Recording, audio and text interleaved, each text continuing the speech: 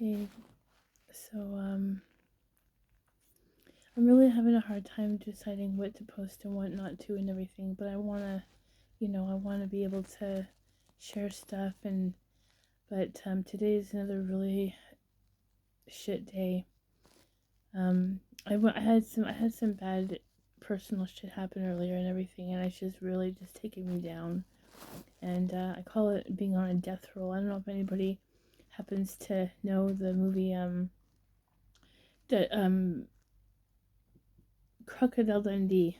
It's an old movie from the 80s or whatever, and it's about a New York journalist lady who goes to Australia to interview a man who was, who wrestled a crocodile, that he killed a crocodile that was attacking him, and she went and he was taking her on the tour of the area in the bush where he was and how it happened and everything, and he says that he was fishing and that the croc got a hold of him and took him down for a death roll. And she says, "Death roll?" And he says, "Yes, when a croc takes you down under and rolls you over and over and over and over until you start kicking."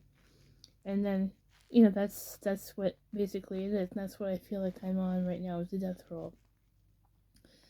And it's so hard. I mean, I don't really know what to say. I mean, I don't really want to I don't want to get all go into bore you with personal shit or whatever, but and it's really hard to think about, to get into and everything, but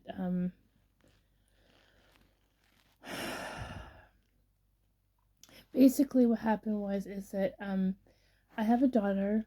She's 18 now, and long story short, she lives with her dad, about her dad's family, a few hours from me, and she and basically, just due to my depression and everything, long story, it's retarded, but yeah, so basically a few years ago, she was here, and I'll just say that I did something that her dad and stepmother did not agree with, and they decided that they basically kind of kept her from me. They just decided. I mean, it was a huge misunderstanding, not misunderstanding, but it was just like, it was a huge um making a mountain out of a molehill. Nothing bad happened.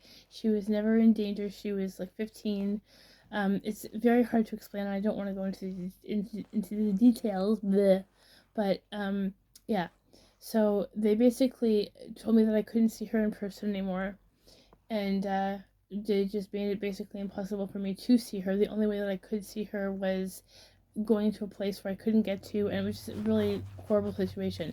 And then, um, she told me that they were moving down south. I'm in northern Ontario, and they were moving down south to southern Ontario because her dad, they bought a house, and her dad is a trucker, and he had to move for work. Which, okay, whatever, fine, I get that and everything, but um, so basically, um, I haven't seen her in person in 3 years, and it's just really fucking hard.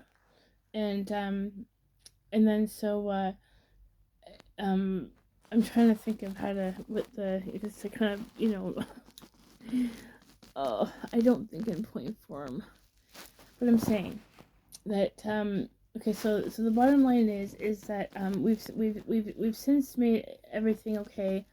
Well, for her and I, and everything, we're still fairly close for the most part and everything, but we don't talk often and everything, and the only communication we have is online, and it just really sucks.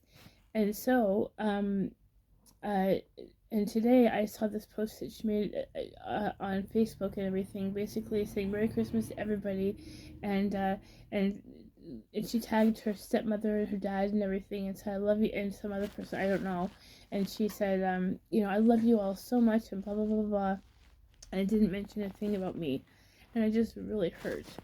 And she's got her own life. She's busy with her own stuff and everything. She's got her own issues and everything like that, whatever. And we still do talk. We still sometimes we'll have great chats and everything. Sometimes it'll be great. Like, we both love to sing. We both like music. We both, she has some, we both have basically the same taste in music, although she's into the more modern stuff and everything, which is great, but I don't always, interested in everything that she likes or whatever. But for the most part, it's great. And like when she was a little kid, I used to sing her to sleep, and I used to sing her songs from movies that I liked when I was growing up and everything. And she'll still, sometimes like she'll ask me to, we were texting for a while, and she would ask me to send her voice clips of me singing her to sleep, which was so sweet. And it made me feel so good, and made me feel so wanted and all that stuff, which is awesome.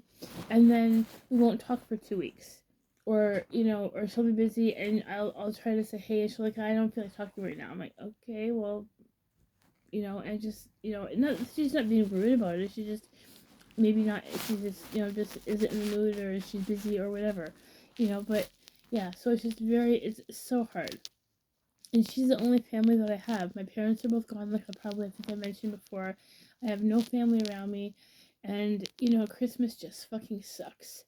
Because all I see all over the place is just pictures of people with their families, and like couples together, and it's just a punch of the fucking gut. Honestly, it is a gut punch.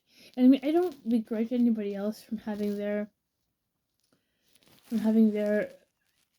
being happy. I mean, obviously, it's awesome for everybody who can, who have families and who are able to be happy and enjoy the holidays and everything. But just for me, it's just it's a death roll. It really is a fucking death roll, So, um, so I'm really, really struggling today, and I'm just trying to breathe in and out and trying to, you know,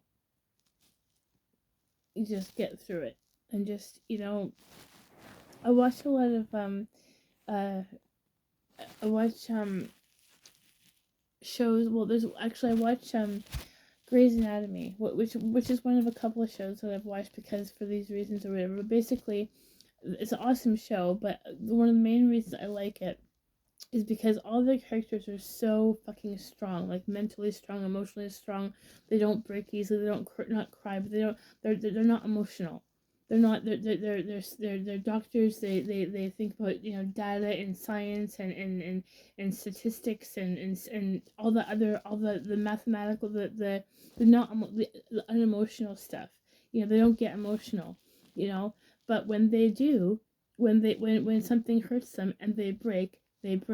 you know and for me, it's like I that's kind of like how I feel. Like I have to, like, I don't have to be strong, but obviously I have to be strong to be able to get through my life and everything. But I'm saying that, it's there's something comforting, and there's something, you know helpful, and I don't know, some way, that when I see like when these characters who are so strong, and finally something happens that actually does break them, and they break, and they break down, and they cry, or not just cry, some of them just totally break down into an emotional, they go into emotional wrecks, you know and it's like, and obviously I would never wish that on anybody, but it almost sort of like, like if they can do it, it just makes it not better, but it's comforting that, like, okay, well, they're breaking, I can break.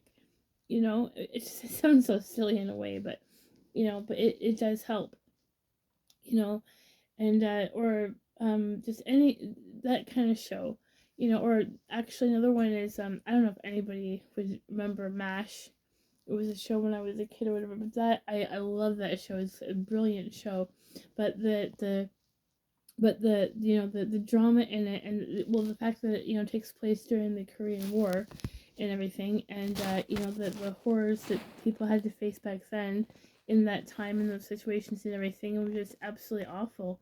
And the pain that they would go through, seeing people die, seeing people being shut up, seeing loved ones being killed, or, well, not just people who they loved, people who they just, friends who died. I'm sure you get I'm bleh. God, my brain is so fucked up. Oh, I feel like my mind is like a garden with a bunch of mud on it. Trying to think is like trying to wade through fucking quicksand and trying to get out of my shit. Like my depression is like trying to get out of quicksand. Anyway, So I think, yeah, I'm pretty much out of time here. So anyway, sorry for the rant.